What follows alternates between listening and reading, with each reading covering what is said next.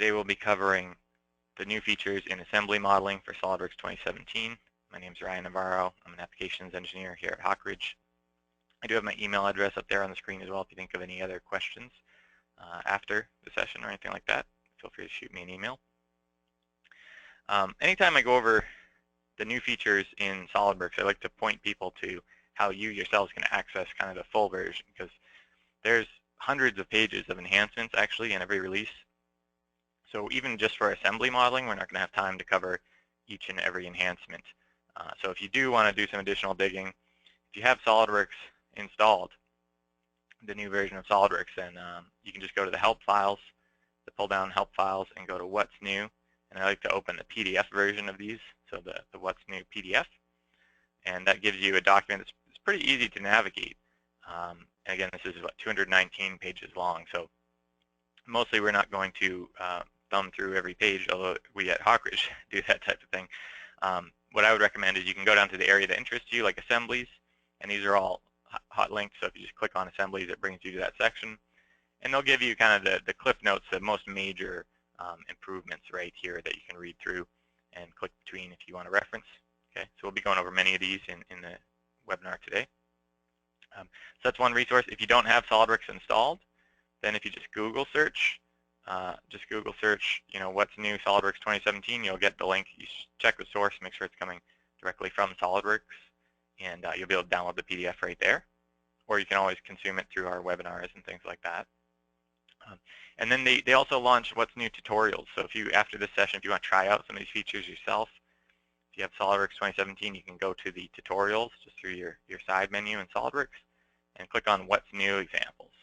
And that's a place where they'll have many, not all of them, but many of these new features listed out as actual tutorials that you can go through. So it's another thing you can check out there. So I just want to briefly highlight that, show that there are additional places to get even more detail if you're interested. Our agenda for here is we're kind of go over some of the general enhancements to assemblies. There's some user interface enhancements that apply to both parts and assemblies that I want to touch on. We'll look at some of the new enhancements to simplification methods. There's a new function called convert to bodies that can simplify assemblies and parts. And Speedpack has one enhancement for this year. And then some completely new things like magnetic mates are a new functionality for facility layout. The mate controller, something they added a couple of years ago, it's been enhanced again, and just some other little enhancements we'll work through. Some of these things we'll just talk about, some of them we'll demonstrate live here for you. And the file set we'll be using is kind of this drone design I've been working on, so I thought that would be good for an assembly example. Some stuff I'm not going to show, but just talk about is performance improvements. There have been some for 2017, notably rebuild times of assembly features when you're dragging components around, so just clicking and dragging on the screen, and you have lots of components in a large assembly. That's been noted to improve the process of showing hidden components. And there's also some new large assembly mode options, so you can do things like suspend automatic rebuild in large assembly mode. If you're working on large assemblies, you want to get some additional performance. So those are just some things there.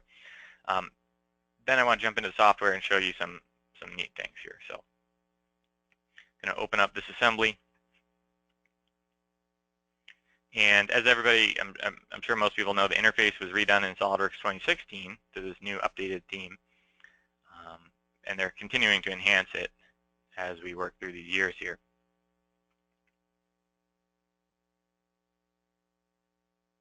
Now, one thing I want to point out is I have an assembly here, has lots of different stuff displayed, reference planes and sketches and different things. And historically, we used to always be able to hide and show things, right, using the eyeglasses, which in 2016 became the eye icon here. So we can control what we want to be displaying. But sometimes I like to just globally toggle those things on and off. Like if I want to take a screenshot, toggle everything off. But then when I'm doing the rest of my modeling, I want to have those things available to me. So we've always had this view pull down. You go to view, and now it's hide show, and then you could do hide all types and toggle it there. In 2017, they made it so you can just click this little eyeball. And if you click that little eye, that does your hide all types toggle. So I really like that. I've been using that a lot in my assemblies to just quickly clean them up. And I can click again, and it remembers the settings that you had on there, of course, for visibility of the various things. So I actually find myself in 2016 clicking that eye all the time. It doesn't work in 2016. So that's one little thing. And then just a couple other things to clean up your feature tree. Okay, I like to use folders and sub-assemblies a lot, so I have a lot of these parts organized into folders. But if you didn't and you had all these components just listed out in a flat structure, one thing that's always happened is when you have multiple instances of the same component, they just get listed out. So I have here wing tab 1, 2, 3, 4 on this assembly tree. And a great example of this is hardware. If you're using bolts in a large assembly and you have 100 bolts, hopefully you're dropping those in a hardware folder or something to organize them.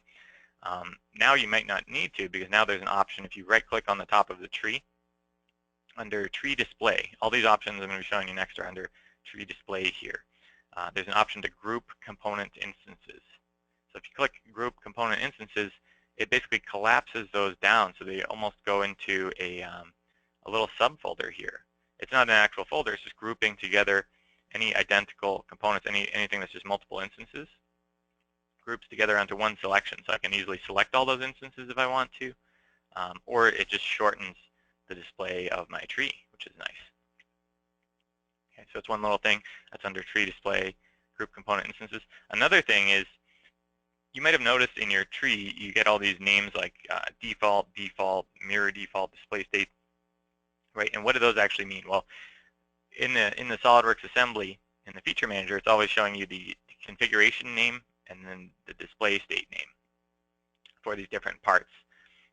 That's something you could always turn off. So if I wanted to, I could go into Tree Display, and right here it says Show Component Names that I want, but I could uncheck Show Configuration Names, and you'll see those all disappear, right? And I could also uncheck Show the Display State Names. But they have added a new option now, rather than just globally disabling them, because sometimes you might want to see the configuration name, for instance. They have a new option here called Don't Show Them Unless There's More Than One. So if you click Do Not Show Configuration Display States if only one exists, that purges it out for all the ones that only have the default configuration, but then other ones that have multiples, like I'm in a different configuration here, that one keeps the call out for me. So that's really helpful. That's great behavior. I'm going to be using that from now on under Tree Display. Only show the configurations and display states if multiples exist, basically, right? If I actually have configurations and display states to be concerned about. So that really also just kind of helps clean up your tree visually here. One last thing related to the user interface that I like to show here is comments. And comments have existed for a very long time in SolidWorks, but they haven't really been too usable. So the new call out here, I want to show the new functionality is if there's a component I want to add a note to, I can just right click on that, and maybe I'll choose one of these. I'll choose the landing gear. Right click on it, and I'll choose to add a comment. So right under here, comment, add comment. Now you might notice this interface is new. Make sure to properly fasten, right? You can actually put screenshots in here now, and notes and things. Images if you want to. But the main thing to me, the reason people never used these comments before is there was no visibility on them. Now you can enable a call out for comments in the tree. So I see that little feature has a little post-it note next to it. And if I hover over it, it shows me that comment. So that's an option you need to enable. It's again under Tree Display to show comment indicator. And once that's enabled, any comments you add will get that little post-it icon next to the feature or next to the part. And the nice thing is that's a per file setting. So if I send this to a coworker now, he's going to see very clearly that has a comment right there. And all you need to do is hover over it to see the comment. So I really like that. They've basically made that more usable now, allowing you to add comments and actually have it show up in the feature tree. And that's important if you're doing something that's controlled by a design table or equations or something maybe a little bit out of the norm for your company practices. That's a great time to add a comment there to say, hey, before you edit this part, look at this other part for the in-context references or something. Had a question come in of if comments can be deleted. Yeah, I believe they can. If I right-click on it here, I can go to comment and either edit or delete the comment there. Yep, good question. All right, so that's mostly what I wanted to show here. One other quick thing minor enhancement, but I feel a lot of people don't know about this thing called assembly visualization. So under your Evaluate tab in an assembly, there's this thing called assembly visualization you can activate. This is like you have your statistics or performance evaluation, shows you information about how big your assembly is, how it's running. Well, you can use assembly visualization for purposes like visualizing and color coding parts by cost or mass. Like here I can sort the default property here is mass, so I click in this little color bar, it'll show me the heaviest parts and the lightest parts on this. But you can customize these columns, so you can use it kind of for like BOM purposes, project planning purposes, by using, you can reference custom properties in here, so you can have cost, for instance. That's always been functionality in assembly visualization. Or if you click off to the side here, you can customize what that column is.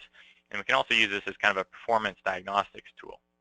So if I go into more, I can look at things like there's properties like rebuild time. I can pull in and sort components by rebuild time to see what really has the bulk of it in my assembly.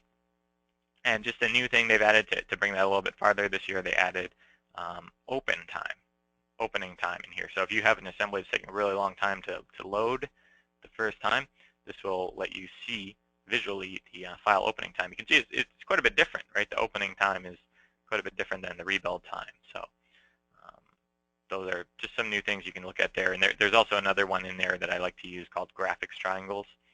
So if you have a really sluggish assembly, choosing down here the graphics triangles shows you like what has the most graphics. So that could be like, I forgot, like this component, I set the image quality really, really high on it, and it will have a ton of graphics triangles. So that's just a quick preview of assembly visualization. The new thing for this year was adding that ability to see reference the opening time in it. So now last thing I want to show on this file here is breadcrumbs. I'm sure hopefully people have seen this already from 2016, but it's such a big thing that I want to show it again. If I just click on a part, I get this little flyout tree here.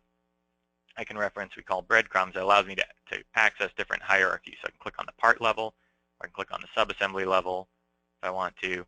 And you can do this by going up to that corner, or if I click on it and hit the D key on the keyboard, D as in dog, brings it right to my mouse cursor.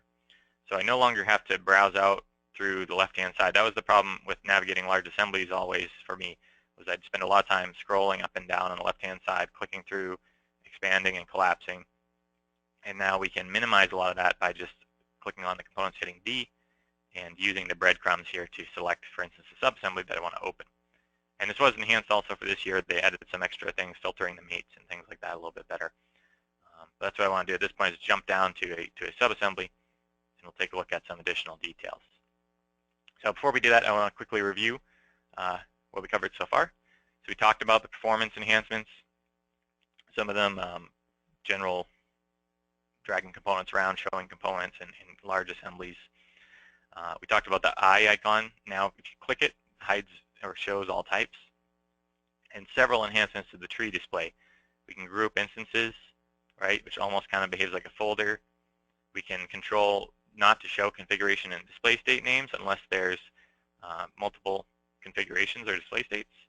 And we have that nice comment visibility that we can turn on, which lives in the part file. All these settings live in the part file. Okay. Assembly visualization we can use to now sort by opening time to help diagnose any performance issues. So this is also a great tool to use for a variety of purposes. And then the breadcrumbs that we talked about again. Okay. So now we want to talk about some of the simplification methods that we have available and some of the enhancements there. So this is supposed to be like a LiDAR sensor that would go on the bottom of that plane. And I have these two components here modeled in context around the actual casting, the mount for it. So as you know, within context references, that means that I picked up references from that piece over to here, designed around it. Usually that gives us some cause for concern if we want to swap out this middle part here or do some type of simplification to it. So I'm going to open up that middle part on its own and just show you what it looks like. It'd be like a casting. And it's got a pretty long feature tree, right? And you can imagine you have parts that have long feature trees that maybe, if it was actually a purchased part, or you've just locked down that design, or you want to share it externally with the vendor. There's a variety of reasons why you might want to do this, but there might be reasons why I want to just convert this into just a solid rather than having that full feature history there. So you've always been able to save it as a like a step or an IGES file or something like that, but then we've had difficulty preserving the references. So this new functionality is I can right-click on the feature tree of a part, and I can choose down here convert to bodies. So that's basically just going to replace this with like a solid body. The nice thing is I have the option to carry over the reference geometry, so I can still include sketches and planes and things like that with it. So this is traditionally a very scary process, I would think. I would choose convert to bodies. I'll give it a new name, like it's the simple version of this, and I'm going to do just a save as, and I'm going to click this checkbox to preserve geometry and sketches. Okay, so I'll click OK here. See if this works for me. Yeah, overwrite. If there's one already there, just overwrite it. And now we can see that all I have in the feature tree is just one solid body that says converted, and I have my sketches and axes and planes listed out here. So this could be a simplification method, right? If you're building a simplified assembly, this could be a very good simplification method. We have other tools too, like SpeedPak or dfeature that you can use, but this is a pretty nice feature. Okay. Now the big test is, let's go back over to my other assembly, and we can see I have the simple version in there, and all my other in-context references are still happy. They're still linked to it. Was able to keep everything in place, even though now that one component in the middle is just a converted body. I still have the other body, so I could always do like a replace component and browse out and swap it out for the original full-featured version if I want.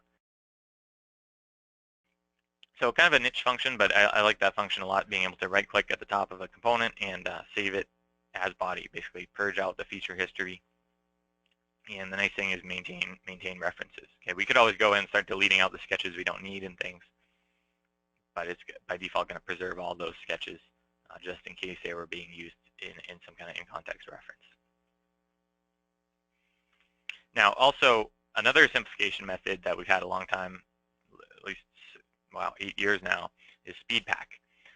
So SpeedPak is the ability to build a really lightweight version of an assembly, basically represented only as the graphics and the key faces we want. And this year they've allowed you to also include sketches and reference geometry in there as well. So if you want to create a SpeedPak, it is a manual process. You need to manually create the SpeedPak, and you also need to manually update it if the model changes. But they have streamlined that so you can like batch update SpeedPaks. But I'll right-click on my configuration tab here, and normally I would do this from the top level assembly. So normally I'd go back up to the plane level so I can be sure what's being mated and everything. It'll automatically include those mated references. But here I know ahead of time, so I'll just right-click on this configuration and say Add a SpeedPak. And here's where this is critical, include the faces, right?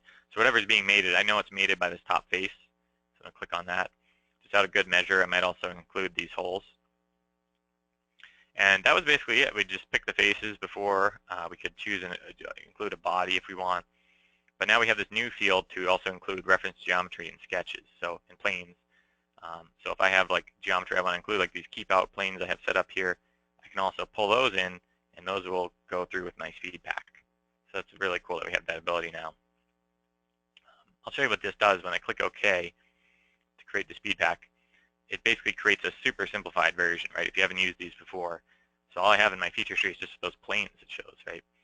And it's just stored as a sub configuration, right? I have my default configuration I can switch back to, full featured, all my stuff. I have the SpeedPak that I can activate that's really lightweight. So we'll go back over to the full plane here and look at this subassembly. And right now it's the fully featured one. It has all the parts in it and everything. The benefit of SpeedPak is I could click on that one and I could just use the in-context configuration, pull down here, switch it to the SpeedPak version, as long as I did it right. Now it's still there. It looks just like it's fully featured, right? I can reference it and everything visually, but it doesn't have any of the components loaded up into RAM. It's just graphics. So We can visualize that too. When I hover over, I get this little kind of icon to show me its graphics. There's a keyboard shortcut, Alt-S, lets you see the Speedpack graphics circle, it's called. Kind of reveals what's actually going on. So it actually shows me, really, there's just those couple faces that are loaded up. Everything else is all just visual. But you'd never know looking at it from any angle or anything, right? That it's all loaded up separately. So I'm sure there's probably a lot of people on this webinar that have used Speedpack before. Now you have the ability to include additional reference geometry in it. It's the enhancement. Also, I just want to mention, it was announced now for SOLIDWORKS 2018. They've just started to talk about some of the features there. They've announced some new modes where it looks like you'll be able to load your whole assemblies kind of as like a graphics only and still work on them. So it looks really exciting. It's very preliminary, so I can't, we don't know that much about it. Can't make promises yet, but if that turns out to be true, then that might end up making like Speedpaks and things like that kind of unnecessary. So that would be pretty neat if they managed to pull that off, to allow editing big assemblies in kind of this graphics-only hybrid mode. But that's what they've announced. You can see it on like the SOLIDWORKS blog for the 2018 features they've announced so far. Okay, so that's the first chunk of this demonstration here. Now I want to shift gears. I want to show you some completely new functionality we have, which is that magnetic mates I was talking about. So I'm just going to close down these models. I'm going to open up some larger models here. And the primary application for this is facility layout. This is what we've seen so far. I'm sure, again, our customers figure out kind of unique ways to use all kinds of features that we might set up. So I'm sure there'll be new applications too. But this is the way we can basically, we've never really had an easy way to do this. I'm going to open up a few more files here too. We've never really had an easy way to do like layout of machinery and equipment in a quick, responsive manner. And that's basically what magnetic mates is going to allow us to do. That's the idea behind it.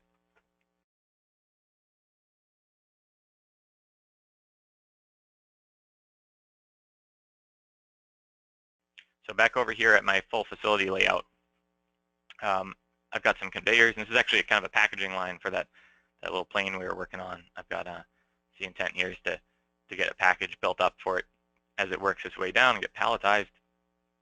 So I have conveyors set up, and I want to be able to drag and drop these in and just position them, especially if you're doing these type of facility layouts. Usually you'll start with the floor plan, and you'll want to test these different configurations of dragging in equipment, positioning it, seeing where's the best fit, right? And previously you just have to do mates or layout sketches and mate to that. There was a lot of work. Now with these magnetic mates, I'll show you what they do. If I go to insert a component like a conveyor, I get these purple dots that I can orient, and basically I can just hit tab key to reorient the part. And as long as I get that little link between the purple dots, then wherever I should click, it should just snap those two components together, and it's fully mated. I don't need to do any additional mates. So I'll show you what the benefit is, and then I'll show you how to set these up here. Again, placing another one of these conveyors, for instance, just line it up so that the correct dot is oriented, click, and those two things will snap together. Can be used for machinery like that. You can use it for other things too. Like I have these little humanoid models here that we could place if we wanted to kind of do human access stuff, figure out is this at a good height, right? Or how many people can I fit over here? These are ways that I can place very quickly and kind of lay out a design that, again, previously there just wasn't really anything like this. So hopefully you can see how this can enable kind of completely new workflows for assemblies. And the reason this is suited for facility layout as well is this works on those Speedpack models. So you can set up a model with the magnetic mates and then Speedpack it, and then you can drag and drop in those Speedpack models, which is pretty amazing. You do need to create the magnetic mate setup first, okay, before you create the Speedpack. So I'll show you how that's done. If you look here at one of these conveyors, I'll just open it up. You'll see there's a new field here called Published References, and it's going to contain what we call a ground plane and also connectors. So click on the connectors, you see the little purple dots there. So basically, you just place sketch points on the part where you want these connectors to be. You have a plane that represents it, and you run through this little wizard. It's just Tools Asset Publisher. So the individual components you want to drag and drop, we call those assets.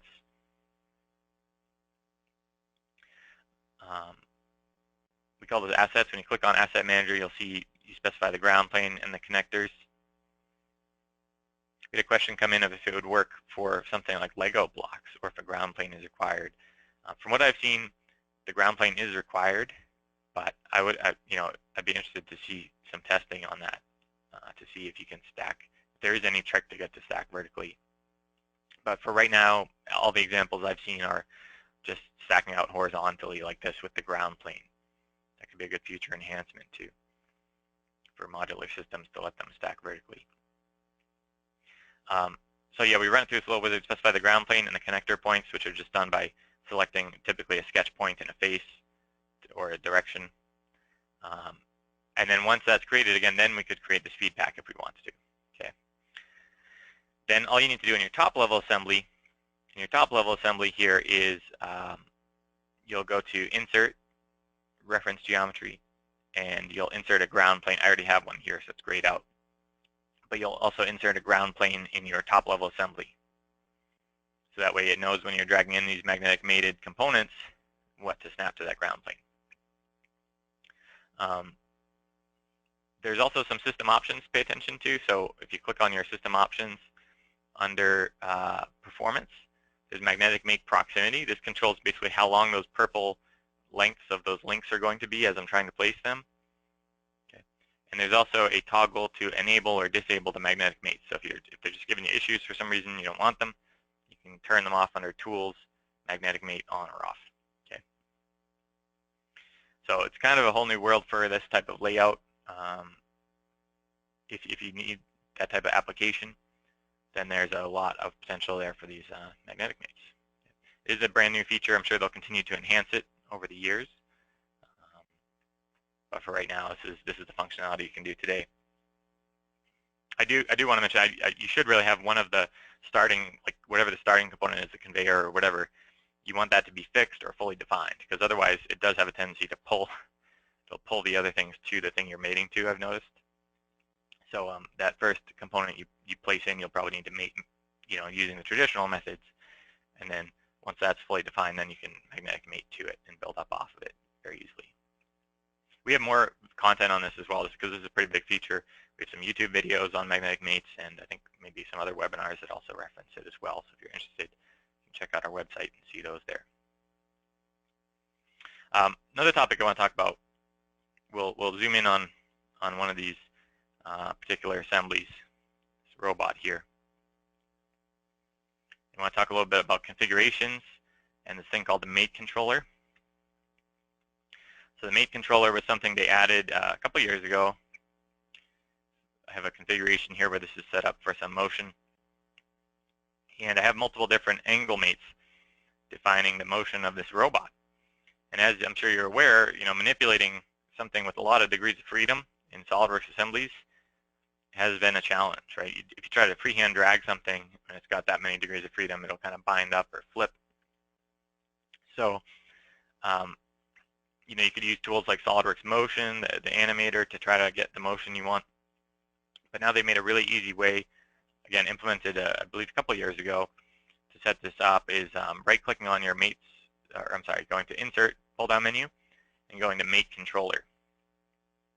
And basically, this lets me pull in the mates I want. Right? I can expand my mates folder and pull in these. I have these various different angle mates I've defined. And then it lets you save different positions and things. So I can create, I can change the rotation angle, say of one of these, and you can click in here and you can kind of I can use the scroll wheel on my mouse to control each of these values individually, right? Which really makes it easier. I have kind of this nice format to control each of these individually. Makes it a lot easier to manipulate. And then when I like what I have, I can choose save that as a new position. And we can build animations basically if we want step by step by saving multiple positions out. So I can modify each of these values to different ways, save a new position. And then the new thing, so that's been the behavior of the mate controller, and we could even animate. But the new behavior is we can create configurations from these. So if you want to be referencing this on a drawing, for instance, like a lot of times anything with a linkage, I would make a minimum and maximum of the range of motion, make those states, reference those on a drawing. however many positions you want to create. Now there's a little button next to here that says Add Configuration. So I can just activate these different positions, add the configuration, and now when I exit the mate controller lives on your assembly tree. You can go back in and reference it if you want, or I can go over here to my configuration tab and I can reference these various positions that it had created. Right, so it's a really, really easy way now to make different sets of configurations. That brings me to my next thing, which is that now this is for parts and assemblies. We can sort configurations. So previously you used to just, the order you got was the order you got. I think it went alphabetical, and that was it for configurations. Now if you right-click from your configurations tab and go to tree order, you have these various methods you can sort by. So numeric or literal are kind of the two traditional sorting methods, or you can go manual, which lets me drag, just drag them around whatever order I want them to be in. They don't have to be locked into their original order like it's always been. So additional flexibility now for sorting configurations, which can really help for designs where you have large amounts of configurations. I used to always number them, starting 0, 1, 0, 2, 0, 3, so they would order the way I wanted. Now you don't have to do that anymore. Okay. So a couple new enhancements there. We looked at the mate controller, which was a couple years ago, but now we can publish configurations from it, and the ability to sort configurations. Another thing I didn't have on the screen here, but path mates now can be used in the mate controller too. An enhancement to the path mates makes that possible, because now when you do a path mate, you can drive the part to certain distances on it. Talking about mates, I don't really have any good examples to show here. They did a mate where now when you're mating between cylindrical faces, for instance, you can choose like you would on a dimension, whether you want that to be center to center, min, or max distance. They have allowed, now this one's really hard to show, but you'll feel it when you're putting together assemblies.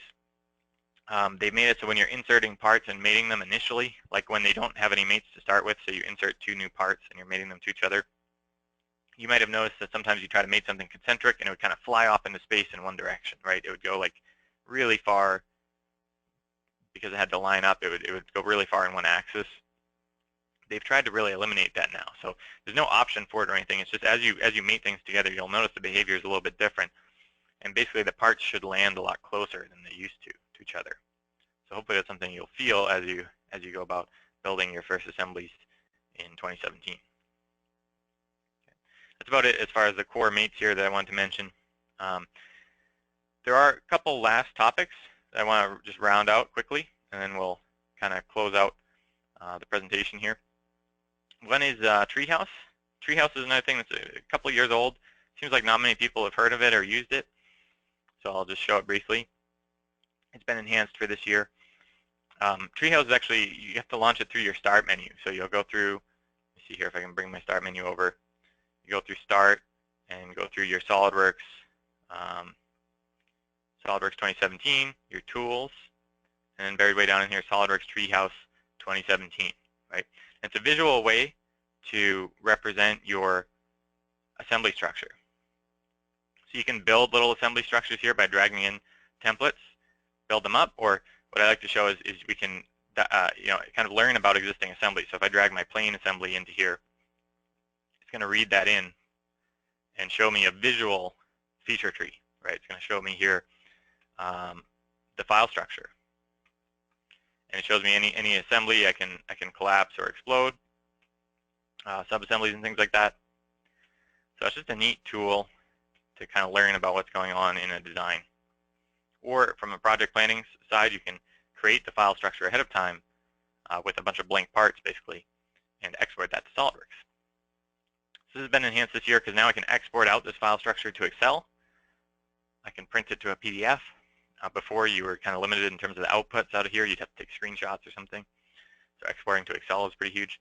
And also, when you initially do the file open of an assembly, you can have it search for the associated drawings as well. So it can pull in the drawing packages here. Like I don't have a drawing associated with this, but it could pull in. I also have a drawing associated with that file right there.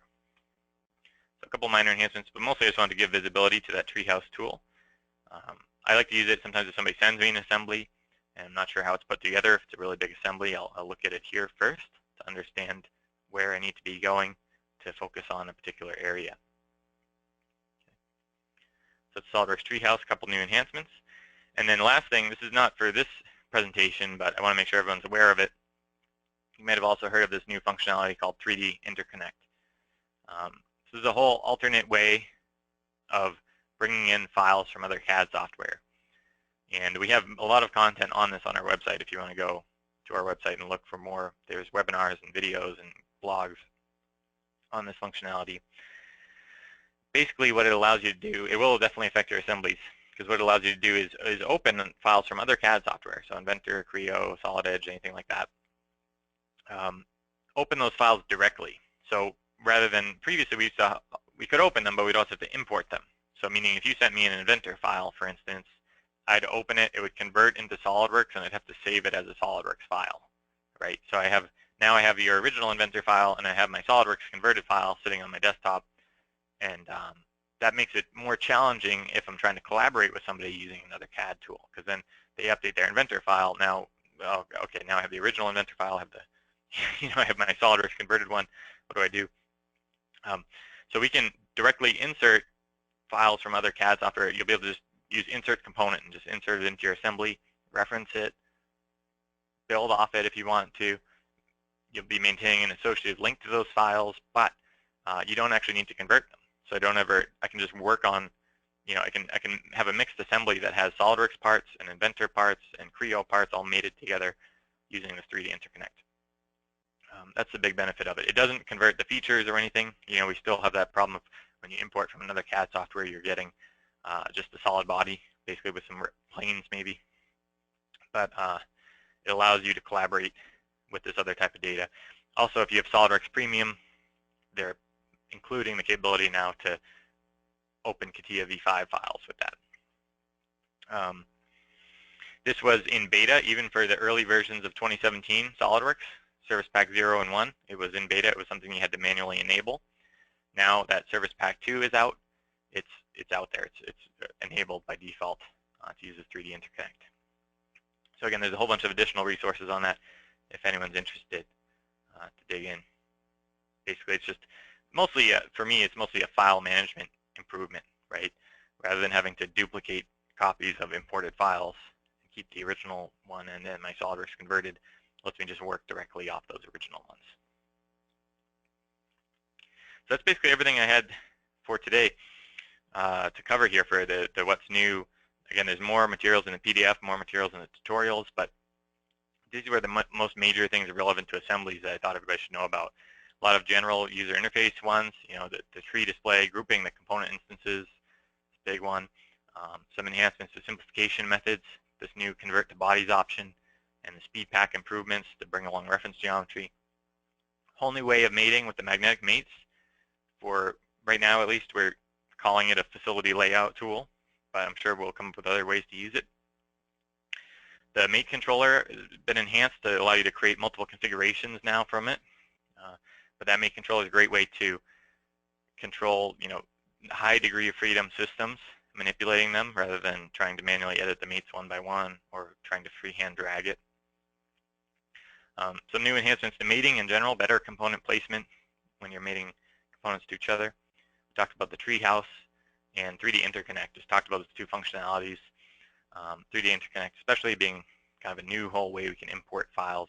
And I shouldn't even call it an import because we don't actually convert them. So we just open them directly. Okay, and there's a lot more information on those available. That's about it for the main content here. Again, I'll be going back through the questions, seeing if anybody has any additional questions and answering those as we work through. But thanks everyone again for attending. I'll just briefly show you here our upcoming webinar schedule.